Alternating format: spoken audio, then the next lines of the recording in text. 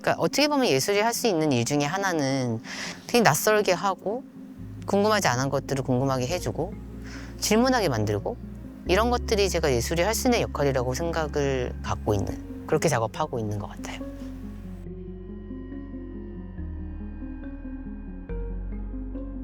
저는 아티스트 강혜연이고요. 기술이나 하드웨어, 소프트웨어를 많이 사용해서 작업을 하고 있는 작가입니다. 완전히 미술을 사랑하는 그런 미술인만을 위한 공간이 아닌 곳에서 전시를 하는 거에 좀 큰 재미와 어떤 쾌감? 나아가서 보람을 느낄 때도 있어요. 그게 예술이 할 수 있는 역할이 아닌가 싶기도 해요. 우리가 잘 모르고 있거나 좀 낯설게 다시 보게 하고 보지 않았던 부분을 보게 할 수 있는 힘이 예술에게는 있다고 믿고요.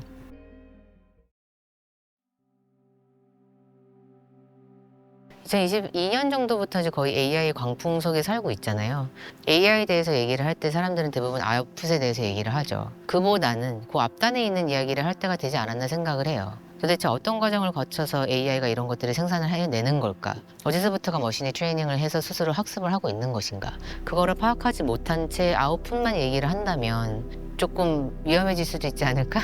이런 생각에서 시작을 한 작업이고요. 인풋에서부터 아웃풋까지 어떤 과정이 벌어지고 데이터들이 어떻게 프로세싱이 되어서 어떻게 트레이닝이 되고 러닝이 되어서 이런 결과물이 나오는가. 그거를 이제 아키텍처라고 부르거든요. 마치 우리가 그 아키텍처 안에 들어와 있는 것 같은 하나의 엄청난 데이터 시스템 안에 들어와 있는 것 같은 몰입적인 경험을 만들고 싶었어요.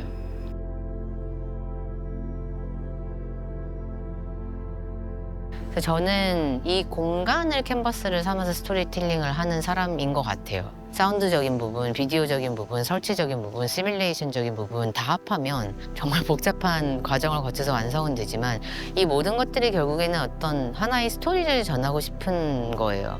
이번 전시 같은 경우에는 DDP를 계속 설득해서 무조건 저 2층 발코니까지 올라가야 된다. 거기서 보는 경험은 또 굉장히 다를 것이다. 그래서 저는 시간성, 공간성이 먼저 오고 그 다음에 사운드 설계하고 비디오 설계하고 동선을 짜게 되는 것 같아요. 이번에 가장 최근에 테스트를 한 거는 키네틱, 무브먼트라는 요소까지 내 작업에 어떻게 들어올 수 있느냐예요.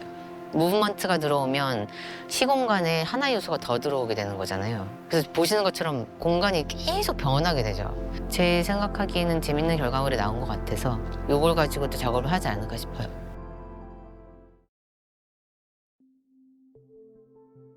원초적인 동력이 있어요. 전시예요. 제 목소리를 낼 수 있는 기회잖아요.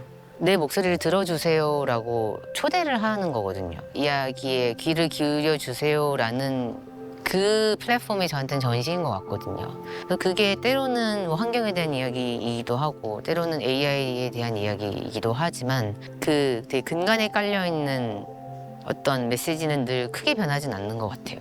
그러니까 인간에 대한 거, 비휴먼과 너니 휴먼에 대한 이야기.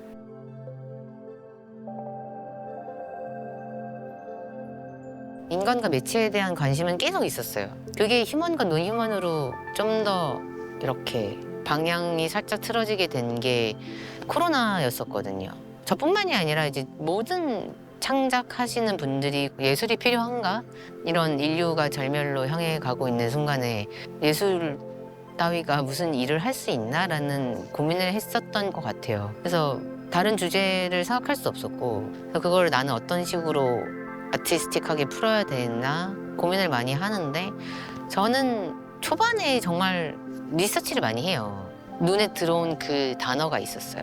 그 인류세라고 하죠. 그걸 영어로 하면은 이제 anthropocene이라고 하는데 안트로가 휴먼을 지칭을 하잖아요. 근데 anthropose라는 어휘를 네이처의 연구자들이 코로나를 관찰하는 페이퍼를 이제 쓴 거죠. 그래서 안트로가 퍼징을 하면서 2020년, 2021년 전에 없이 단 한 번도 본 적 없었던 맑은 자연이 돌아왔던 거죠.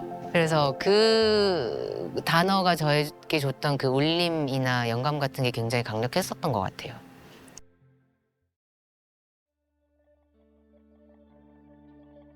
왜냐면 공대에 있잖아요. 제 주변엔 아티스트는 거의 없고요. 엄청난 공학자들과 리서처들이 있죠.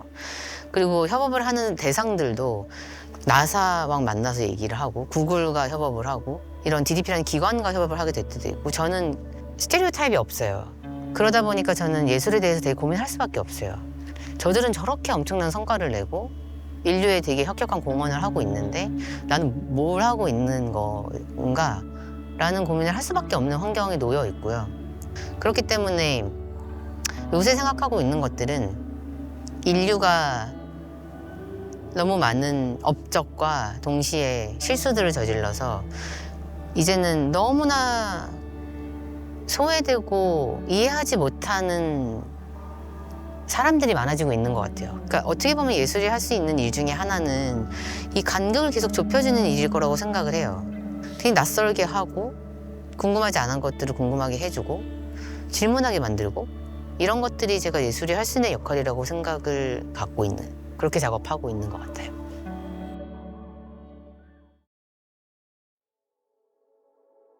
창작자 입장에서 봤을 때는 독특한 공간인 것 같아요. 너무 좋은 미술관들에서는 그들이 설계되어 있는 방식 자체가 조금 더 예술 매체, 기존의 미술 매체에 맞게 되어 있기 때문에 이런 것들이 들어오기에는 조금 더 어려운 부분들도 있거든요.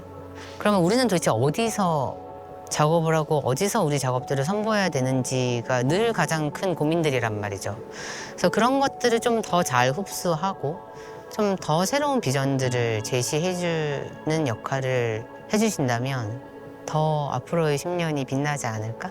그런 생각을 합니다.